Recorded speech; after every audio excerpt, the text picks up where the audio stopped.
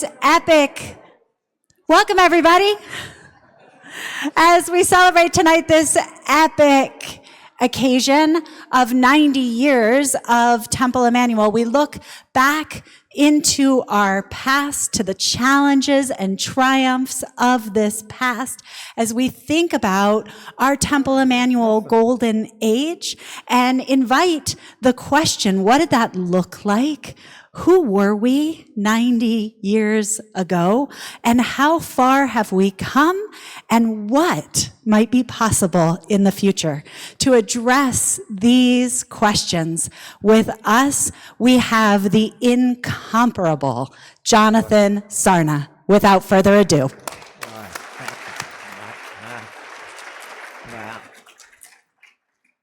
Thank you to the incomparable rabbi. Yes, can you hear me? Yeah, it is really a pleasure to be here, and what an audience on a cold night. And I have to say, it's always a joy for me to be back at Temple Emanuel when history is being marked.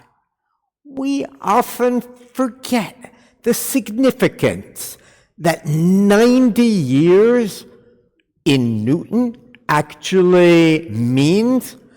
Once upon a time, I once heard a lecture about this from a very prominent Boston Jew.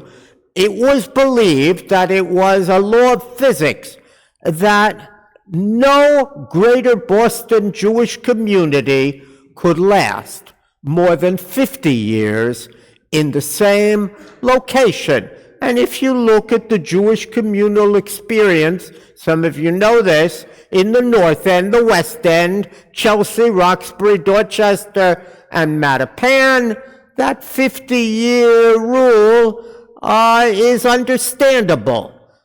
But you fortunately have provided us with a much more optimistic scenario.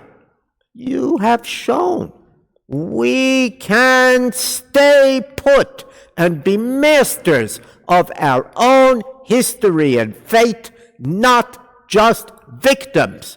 And it's well worth celebrating 90 years, and we heard earlier there should be many more generations to come, and you're setting the stage for that. Now, I have, as some of you heard, a double assignment this evening, just as in this coming Shabbat's Torah portion. Remember, Joseph in Egypt has to interpret two interrelated dreams, one of the cupbearer and one of the baker, both connected to Pharaoh's birthday. So in honor of Temple Emanuel's birthday, I have two interrelated dreams to interpret. One, to reflect on the congregation's 90 years of history, beginning in 1935, and the other, to relate that history to contemporary discussions about whether the golden age of American Jewry ever existed, whether it's over, and what that might mean for this congregation and really for the American Jewish community. Now, Joseph in the Torah, he accomplishes his two dreams in 12 verses.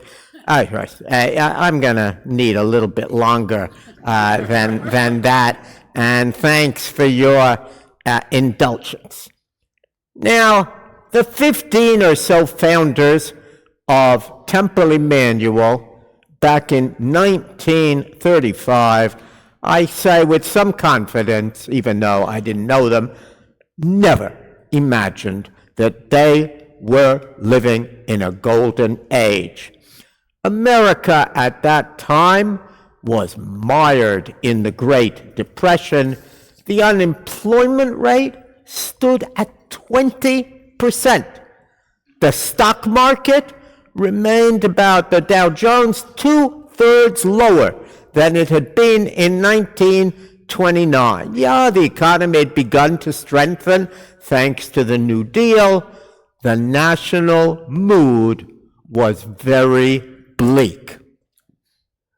Meanwhile, in Germany, where 500,000 Jews lived, the Nuremberg laws went into effect in September of 1935, depriving Jews of full citizenship rights, barring them from marrying Aryans. This is sort of the rules of who could marry and how you figured out who's Jewish. Just a few years before 1935, Germany's Jews had prided themselves on being educated, acculturated, patriotic, and economically successful. For young American Jews like your founders, who were socially and economically in a very similar situation, watching German Jewry's rapid and steep decline was absolutely terrifying.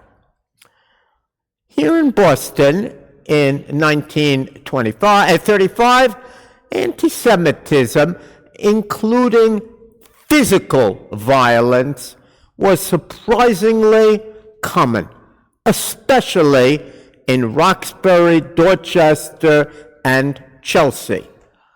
Almost every old-timer Ellen Smith and I spoke to in preparing the book, The Jews of Boston, in 1995, still recalled being beaten up as youngsters by young Irish or Italian gang members. Those of you who have read Nat Hentoff's memoir or Theodore White's memoir, I think it's also true of Professor Mirsky, who passed away this week, Mark Mirsky's book on the Jews of Mattapan. They all talk about that.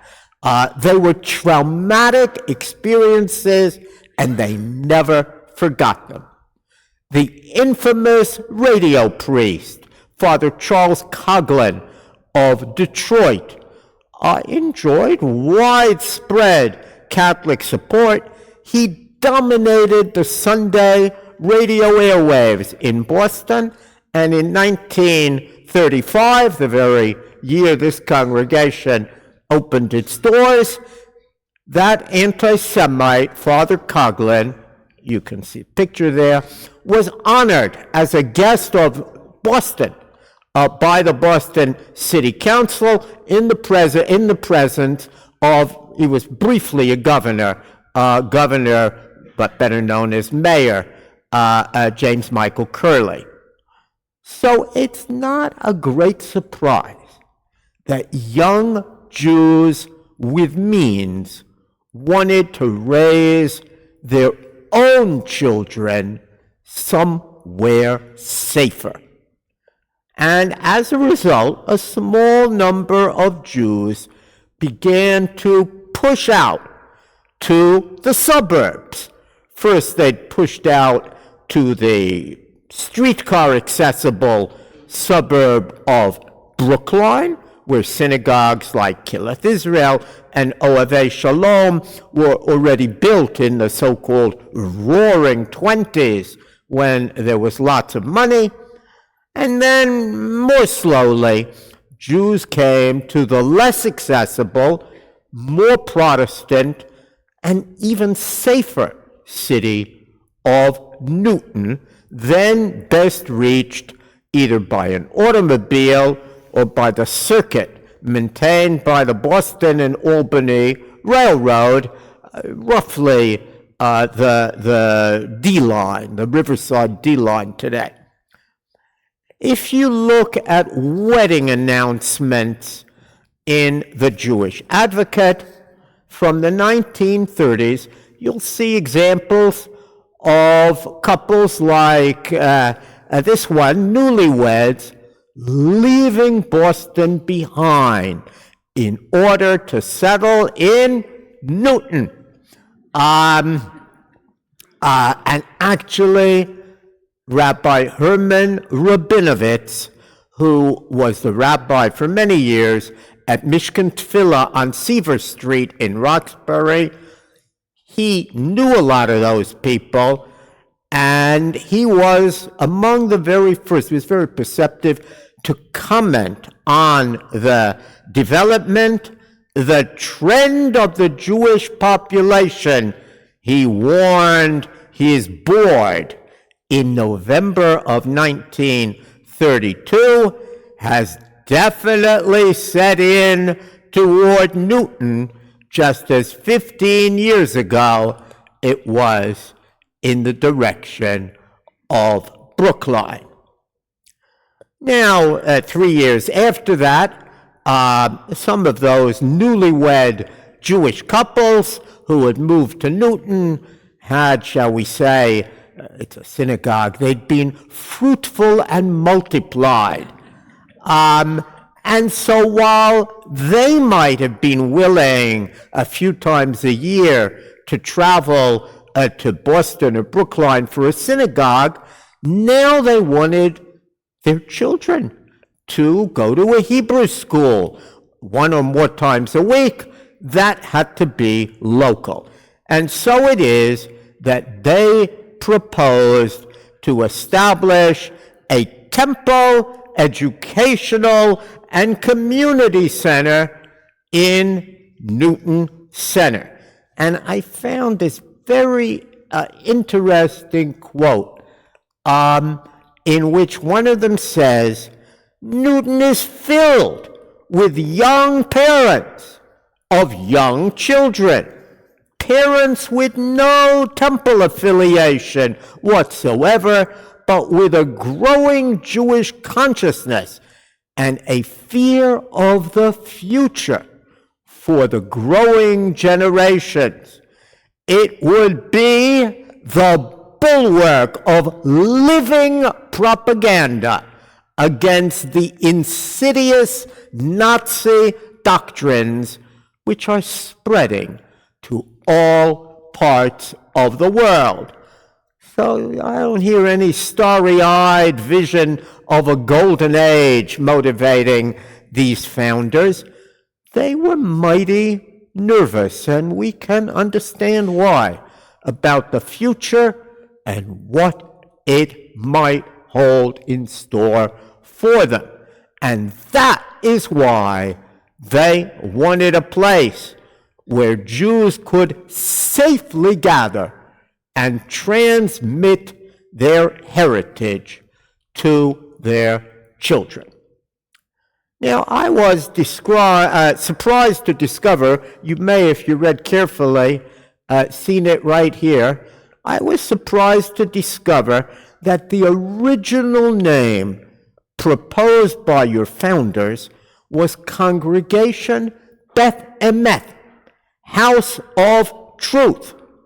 And Shira Lewin kindly let me look at the minutes. The minutes of September the 8th, 1935, report that that name was, quote, unanimously decided upon. It was reported here in the Jewish Advocate. It's actually a very revealing name. Jews of the 1930s worried a lot about emet, about truth. They felt that books and magazines and newspapers and widely disseminated tracts and pamphlets and radio programs portrayed Jews untruthfully, confronting their children with a profusion of lies about Jews and Judaism. Thank God we don't have to worry about that today, yeah. So they apparently sought a Beit Emet, a house of truth, to set the record straight. And actually, that name Emet was popular at that time. When this congregation did not take it up, Temple Emanuel, 10 years later, I think I have, yeah, there it is. Temple Emanuel took it up, and Brandeis University, I have to mention it once in every talk, Brandeis put emet in the center, as you can see there, of its seal. And there were other organizations at that time that really existed to rebut anti-Semitic lies with reliable truths. Now, we looked in the minutes, and neither the Advocate nor the Minute Book actually reveals why, at the very last minute, they abandoned emet for Emanuel. My guess is there were two reasons, one positive, one negative, for Emanuel. There was a new, it was 10 years old, Temple Emanuel in Providence. Many of you know it. Michael Bonan's father was the distinguished rabbi there for many years, and that had done very well, and it was broadly inclusive, just like your founders wanted this congregation to be. And met names in places like Albany reflected old battles between Orthodox and Reform Jews, each claiming the mantle of truth. The founders wanted something very inclusive. The founders, I think, may also have been worried. Their neighbors didn't know what Emmet was. Emmet, oh, that was a famous Irish nationalist, Robert Emmet. They must have named him after. And I think they were a little nervous about that name. They preferred the name Emanuel. There are plenty of Christian churches in the area named Emanuel. It's long been true Jewish. It's both in the Hebrew Bible, but also in the Christian Bible. And that sounded safer. And so Temple Emanuel became the name, and they acquired a small parcel of land on Ward Street. I'll get to that. Rabbi Ira Shubo, I think I made the wrong name to someone earlier. Rabbi Ira Shubo was hired to conduct services, and the first services, that building still exists, right above, on the second floor where Heartbreak Hill Running is, at Center and Commonwealth Avenue. And while they were worshiping there, they broke ground for really what they expected was a modest synagogue. And I want to emphasize that word modest. Let me perhaps remind you what it looked like. Its architecturally couldn't be more different from the mega synagogues, Kilat Israel, Mishkan Tefillah on Seaver Street, and Ohavei Shalom, all built in the Roaring '20s. This was a Georgian-style building. Some of you, no doubt, remember it. It was designed not to stand out in the neighborhood. What's fascinating, looking at it in retrospect, no Jewish symbols. I don't have a pointer, but you might have expected a Star of David right above the door there, but they didn't. They were nervous. They didn't want to stand out. And that's how it used to look. Look how far we've come, yeah? Now, Newton's Jewish community grew during the first decade of this congregation. I don't think anybody would have called it a golden age. Indeed, and forgive me for revealing what for a long time was an unspoken secret, as Jews moved into the neighborhood around Temple Emanuel, non-Jews moved out. They didn't want Jews as neighbors. Now, your founders, the early leaders, were very far-sighted. And when those houses went on the market, they bought them. And they therefore owned the land that allowed this building to occupy a much larger footprint. Ashford and so on, it was put to good use. But later, if you look at certain sources, they admitted that there was a social freeze. Fascinatingly, college students used exactly the same word. The social freeze that Temple Emanuel's members experienced. Non-Jewish neighbors did not invite them into their homes. And Rabbi Gordon tells the story that some of the early members joined the League of Women Voters, believing there they would meet on neutral ground with their neighbors. And then mysteriously, the non-Jews dropped out. It's really the post-war era, beginning in 1946, that witnesses the transformation both of Newton, this era of Newton, and of Temple Emanuel, and the history of the Jewish community and of the congregation really mirror one another for a long time. Indeed, Rabbi Gordon, I'll come back to him, but Rabbi Gordon, who was a long-time rabbi here, he used to speak of the pre-1946 members and the post-1946 members. So you ask, what happened in 1946?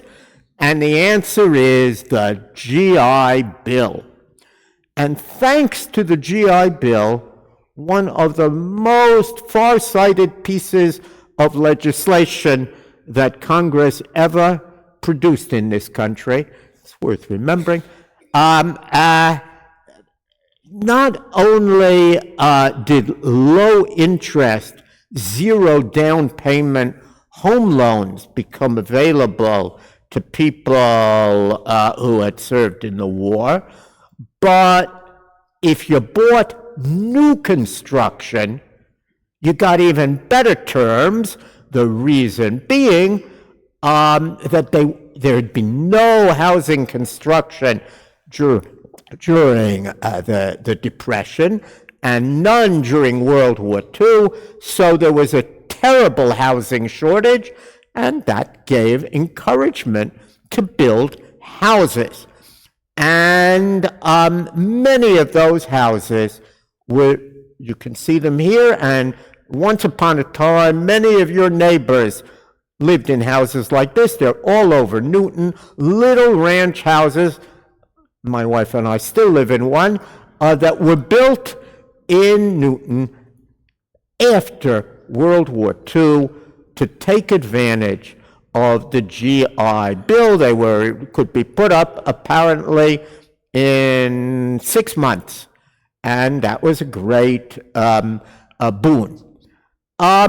So everywhere, lots were broken up, new homes constructed, and you can understand that Jews who lived in dark Boston apartments or those triple-deckers that so many Jews lived in Boston took advantage of these opportunities. And post-war, automobiles became cheaper, and there was a very long promise. It took many years for that promise to actually turn into what we know for a long time. Now people have forgotten what it was called, the Mass Pike extension, but the Mass Pike from here to Boston was promised for many years before it existed, so people thought, we'll move to Newton and we can get easily into town. And that further stimulated movement to Boston. It's not hard to understand when you compare what was going on in Boston to Newton, why Jews began to look upon Newton and the new life they were building here. This is the golden Medina. This is the golden age that we were hoping for. And indeed, Newton is where more and more young Jewish families came to raise their children. And this congregation hired the perfect rabbi for that new situation. And that was Rabbi Albert I. Gordon. He was the rabbi here from 1950 to 1968. He was the perfect rabbi because he understood suburbia probably better than any Jewish leader of his day. He had been executive director of the United Synagogue before coming to Newton.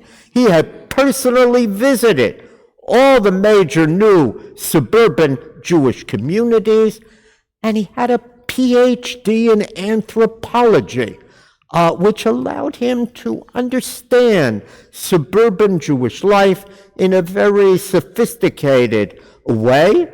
And indeed, there's Rabbi Gordon, and here is his book. He published eventually what became the standard book on the subject of Jews in suburbia, and it has a lot of information on this congregation, which, after all, was his research base.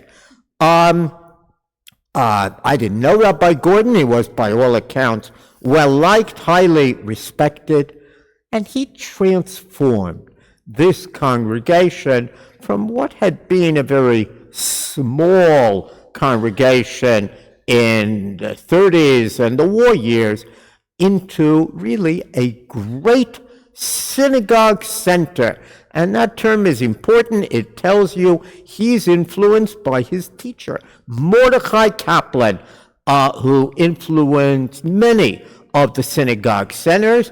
And that meant, and it was so interesting to hear Rabbi Gardenswartz and others talk about earlier, the synagogue as a 7-day-a-week place with all sorts of activities. That's what Rabbi Gordon brought here. He upgraded the religious school. He brought in adult education, a wide array of social and cultural programs. The idea was to make Temple Emanuel a beehive of activities shaping the whole life of its members, a place where they could come all the time. And that's continued, that tradition, to this day. Now, unstated back then, but worth remembering, is that many non-Jewish clubs and associations in Newton, where people might have thought about joining, they were not welcoming to Jews. And the temple, in other words, in those days, provided an alternative and a refuge, a place for worship and recreation and leisure and cultural enrichment and mutual support, so that Jews who were excluded elsewhere might safely interact with one another. And if you wonder, am I making all of this up in my old age?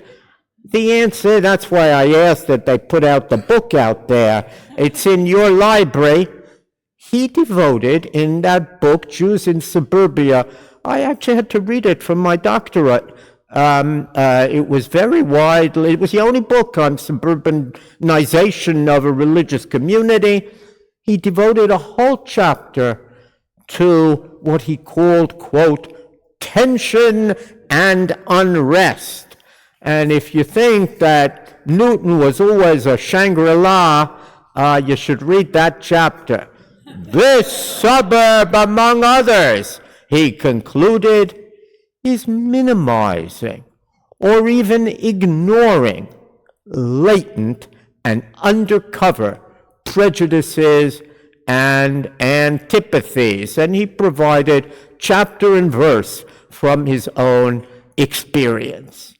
Now, of course, given the choice between latent and undercover prejudice and the kind of violence that by then had broken out in Dorchester, Roxbury, Dorchester, Mattapan, naturally, Jews moved to Newton in droves.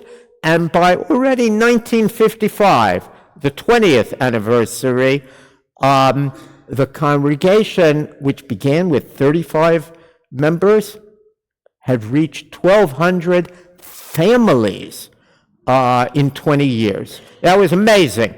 Absolutely remarkable. It's also a sign of how rapidly the older areas of Jewish settlement emptied out in post-war Boston, faster in post-war Boston than in many other places. And, we can talk about why that was the case. But it was an unbelievable statistic. If you like a different kind of statistic, these are Gerald Gamm statistics, and you can see that there were 8,000 Jews when Rabbi Gordon arrived in 1950.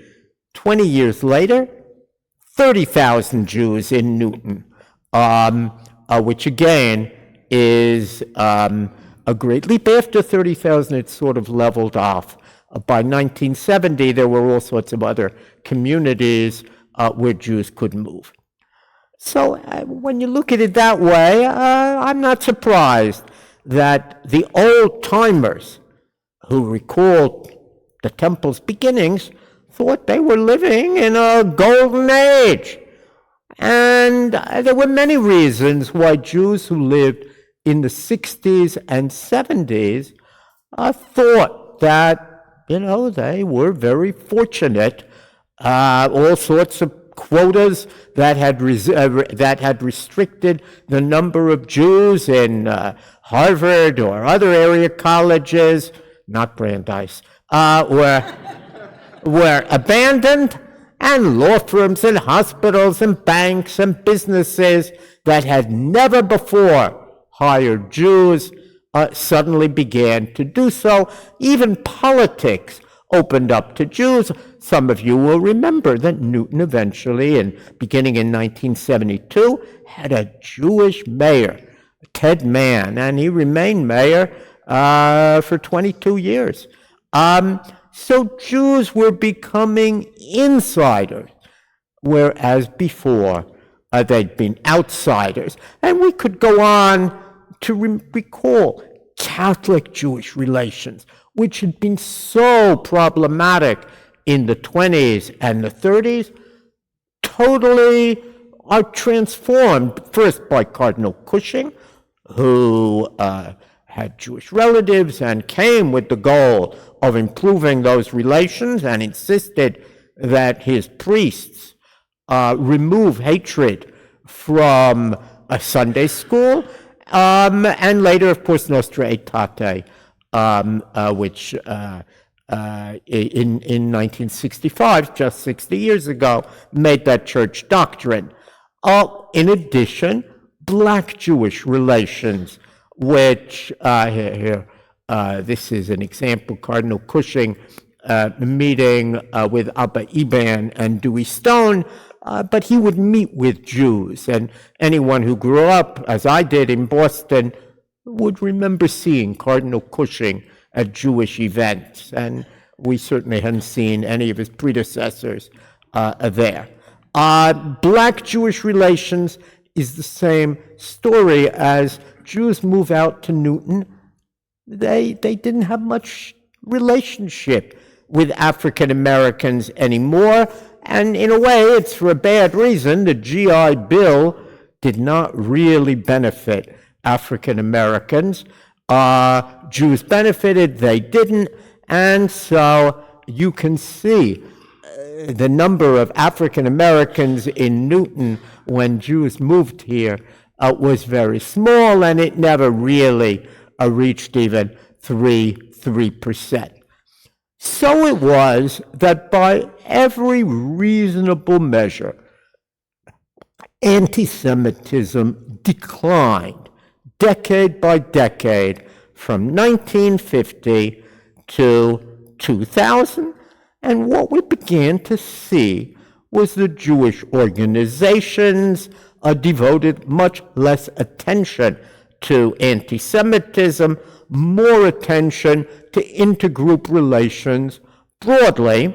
And here at Temple Emanuel, a new rabbi, Rabbi Sam Chiel, who succeeded Rabbi Gordon in 1968, and whose son Hillel was my best friend growing up, so I spent time here, and as I was telling one of you, also in Rabbi Chiel's home, Rabbi Chiel wanted to focus in new directions: Hebrew literacy, Israel awareness, strengthening Jewish education at all levels, deepening the spiritual life of the congregation, culture, social justice programs, and let it be remembered, he championed equalizing the place of women in the ritual.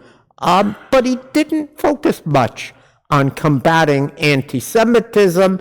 That seemed in those days to be the previous generation's battle. Indeed, I think it's outside your 50th anniversary booklet, has a letter which says, "American Jewry has attained equality, both political and economic," and there was much to celebrate, and you see they did.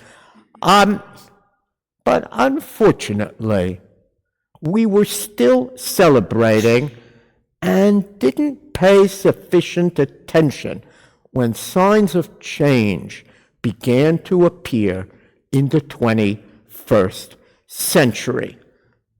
And it happened very early. The horrors of 9/11 resulted in an outbreak of anti-Semitism. At the time, many of us didn't pay much attention, extreme, marginal, to this idea that Jews in Israel had advance warning about 9/11 and really were secretly responsible for those attacks.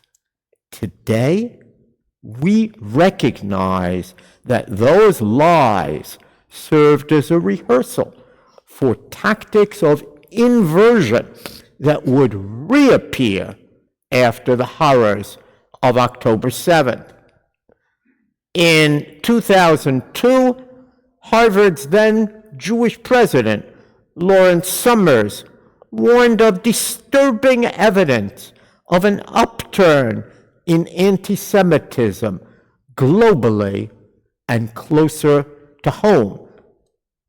It's worth going back to see what he said. I know Summers has been in the news for other reasons recently, but that speech turned out to be very prescient, and we didn't pay enough attention. 2 years after that, because of growing concern about digital anti-Semitism, the dark web, Jewish leaders, far-sighted Jewish leaders, quietly established what they called the Secure Community Alert Network, established in conjunction with the Department of Homeland Security. They weren't too busy in the early years, but today they're much too busy. And then came the 2016 election and the Unite the Right rally and the 2018 massacre of Pittsburgh's Tree of Life Synagogue. I spoke at one of their anniversaries. And subsequently, practically every day, the Secure Community Network carries reports of some anti-Semitic incident or an attempted one, thwarted just in the nick of time. And we also began, and you know this well, to hear about anti-Semitic incidents in public schools and about teachers and curricula that reflected anti-Semitic bias, and every synagogue, including Temple Emanuel, suddenly needed to think very hard about security and have a security committee and have fancy equipment to keep its members safe. And the events at Beth Israel in Colleyville, Texas, reminded all of us how important that is. And then, after all of that, came October 7th and its aftermath and an unimaginable statistic of 10,000 anti-Semitic incidents during the 12 months after October 7th. So now I get to the question, does that mean the golden age is over? Well, it certainly means that the trajectory of Jewish life has changed. Once upon a time, anti-Semitism seemed, as no less than Jerry Seinfeld said in an interview, to be a relic of the past. And many young people, my students, claim they never experienced it. Oh, my parents or my grandparents told me about it, but they didn't have firsthand experience. Since 2000, and especially since October 7, of course, anti-Semitism has become much more prevalent, and Jews, and I want to say especially visible Jews, if you wear a yarmulke, if you wear a Jewish star, if you look Jewish in some ways, then you don't feel safe in many places. There is a sting of discrimination. There is, especially on college campuses, a social penalty for being Jewish. Now, I'm charged with suggesting ways that this should impact upon all of us here. And let me begin as a historian by saying, historically, periods of persecution and anti-Semitism have positively affected Jewish identity. Anti-Semites remind us who we are and motivate us to learn more about our Jewish heritage. Indeed, we've seen it. The founders of Temple Emanuel, in a period of great anti-Semitism, made it their first priority to establish a Hebrew school as a bulwark against Nazi doctrines. Jewish children in Boston back then all heard taunts of Christ killer and kike. Today, they hear taunts of free Palestine, end the genocide. The solution in both cases is to instill Jewish pride and promote Jewish education.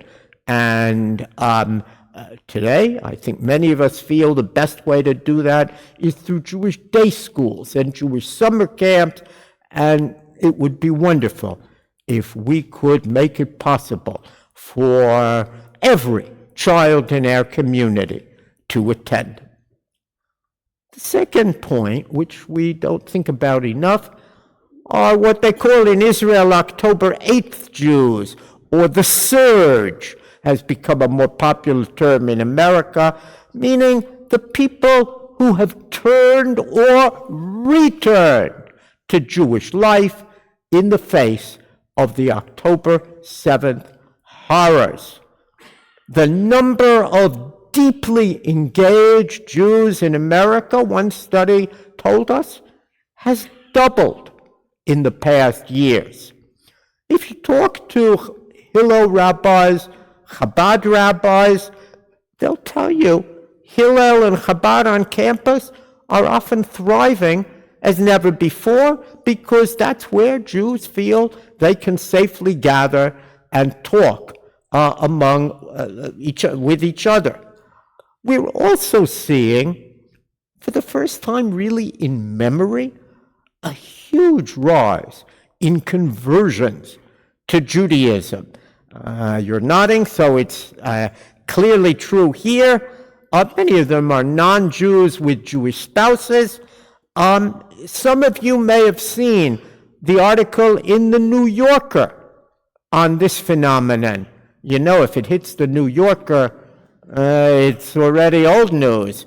An Orthodox rabbi in New York, my friend Rabbi Adam Mendelsohn, reports his conversion numbers in 2024 were up more than 100%.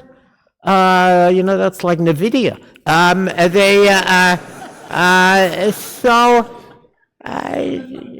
There's a very important lesson for us. We should be embracing and encouraging these newcomers and returnees.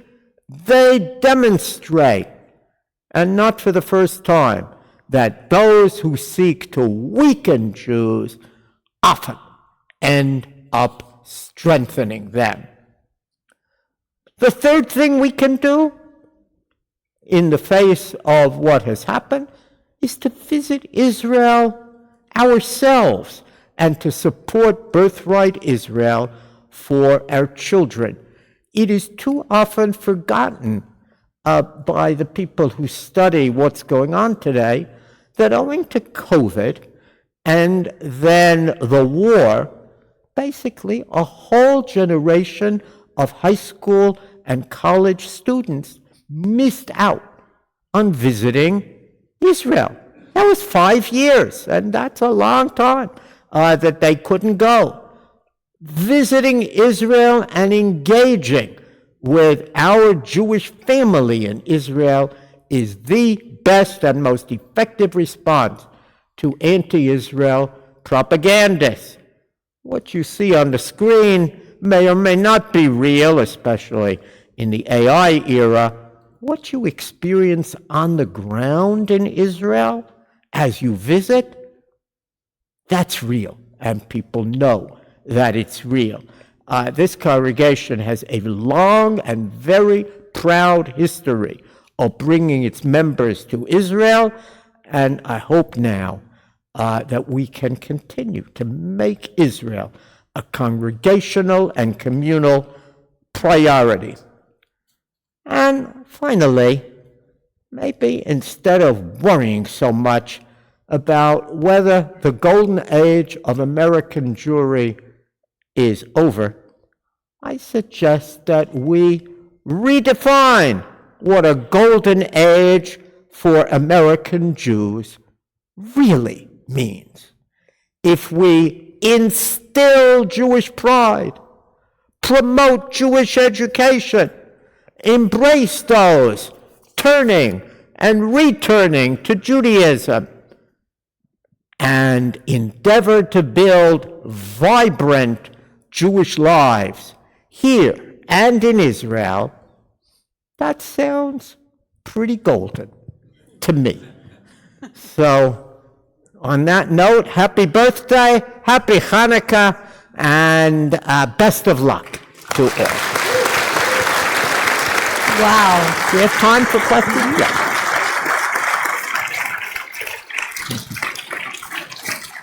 Wow, Dr. Sarna, thank you so much for that extraordinary and inspiring tour through our history and glimpse into our future. We have time for maybe 2 or 3 short questions.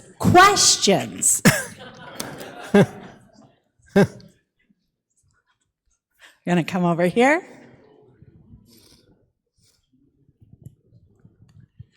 Where is the Israeli community here?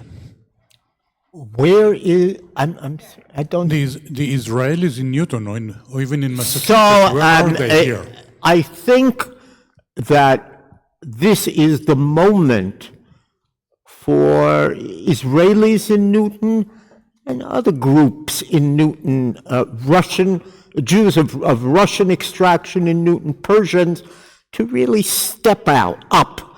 Israelis, Russians, Persians, they generally understand Klal Yisrael, the idea that all Jews are family.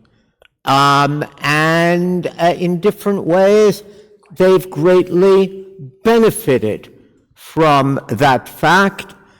And this is, I think, an important moment. And I think IAC, which is the Israel-American Council, is stepping up and playing a role, a big role, in fighting anti-Semitism and in trying to promote goals of a Jewish community.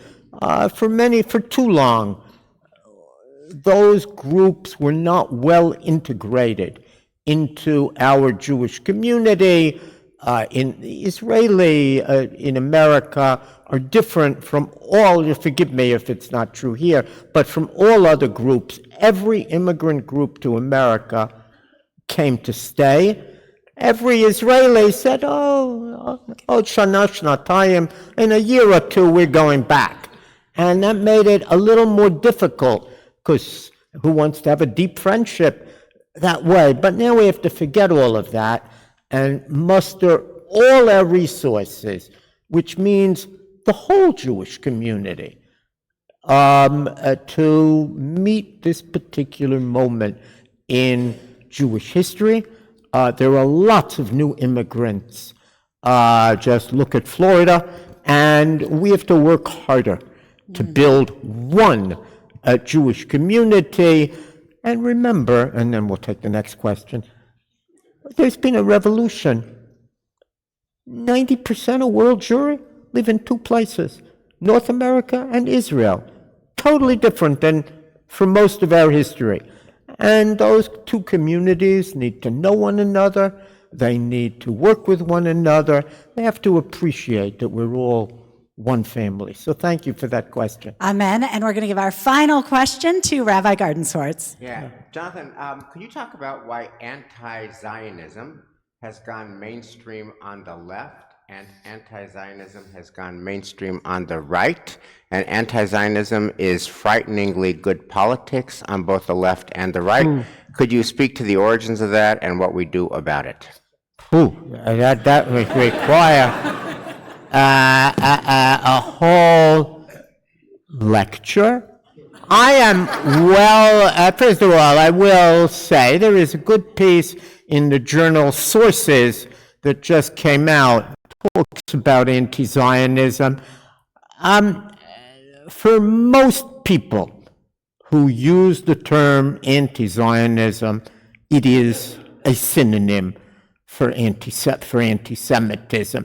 And that's true in Israel, where on October 7th, that famous phone call that many of us heard of a woman congratulating her son, they congratulated him, he killed 7 Jews, not Israelis, not Zionists, but Jews. And the same is true in many other circles. I think that it's, without saying that it's our obligation to agree with everything that a particular government does, I think the family metaphor is a very important one. I don't know about you. I got family members. I love them dearly. I don't agree with them on certain matters, and I don't always think they made the right decision, but they're my mishpacha. And that's how we have to, I think about Israel, and we have to help our neighbors understand, hey, you're talking about our family. The Zionist, it's very complicated, but a lot of what we're hearing today was invented in the Soviet Union. And if you talk to Jews from the Soviet Union, they know all of this. They heard it. And it was invented after another war in 1967. And it was just like the protocols of the Elders of Zion was eventually exported and influential. So a lot of the attacks on Zionism were. And we have to be very careful about giving in to those who claim, I'm only against Zionists. Because when you probe deeply, in too many cases, maybe not in the case of Satmar Hasidim, but in too many cases, those who oppose Zionism really don't want to have anything to do with Jews. Dr. Sarna, you speak about family. And so I want to ask you to take us out this evening with one final question. What can we learn from our past 90 years of our family here at Temple Emanuel that we should keep with us as inspiration for our future? Well, I mean, in a way, you spoke earlier, an old-time member, Nate Chalfin died, and he was the whole history of this congregation and his parents and his children and his grandchildren, and we indeed have to celebrate that and try to instill that in our own children. We need to give them pride in what came before them and direction in what lies ahead of them. They should be inspired by what the founders here did and the values that shaped those founders. And I think there are many people in this community, especially, who have generations that you can point to. And I think that's what we should be celebrating. I'm a little worried that we focus too much on failures. Oh, look at this one whose parents or grandparents did, and they are now marching for BDS.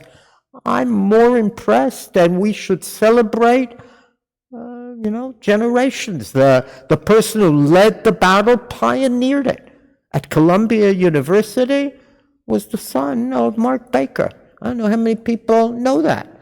And that, to me, was tremendously inspiring, having grown up with Jewish leaders, to see a Jewish leader who so trained his children that when unexpectedly there needed to be a leader, they said, here I am. And let's celebrate. Many colleges have young Jews who led courageously those battles. And we haven't heard enough about those courageous Jews. We hear, I think, too much about a small, noisy minority instead of the heroes who are in our midst. Well, you have inspired us tonight. Thank you very much. Thank you for answering our call with Hineni, showing up for us and leading us tonight. I want to call all of your attention. On your way out, take one of these bookmarks that are outside. This will be your invitation to all of the many wonderful celebration activities and events that are coming up for our 90th. Laila Tov Lekulam.